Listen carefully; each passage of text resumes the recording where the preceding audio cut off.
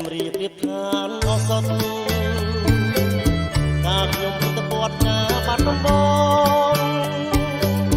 ដកចិត្តគំរួយគួយចិត្តគេសងតែបាត់ដំបងបងស្ម័គ្រចំបាឥឡូវបានយល់ចំបៃសៀមរាបរហូតជ្រួតជ្រាបពោពេញអរា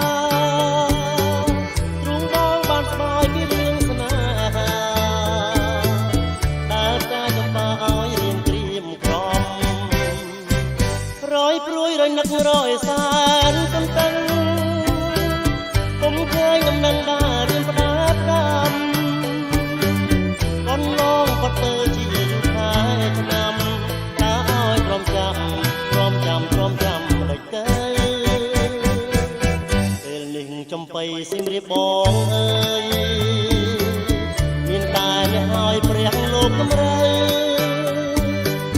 ជួយផងប្រន់ឲ្យបងបានរួមនៅទៅនឹងចំបៃអើ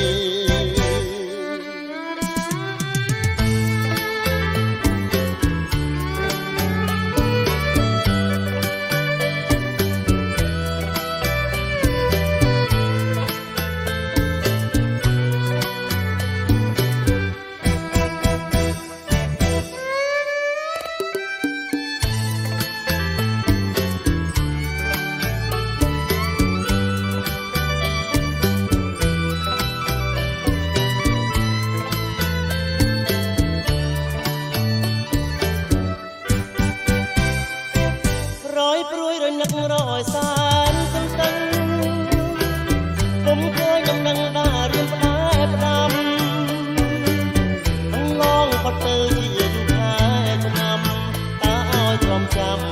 ដូចទៅពេលនេះចំបៃសៀមរាបបងអើយ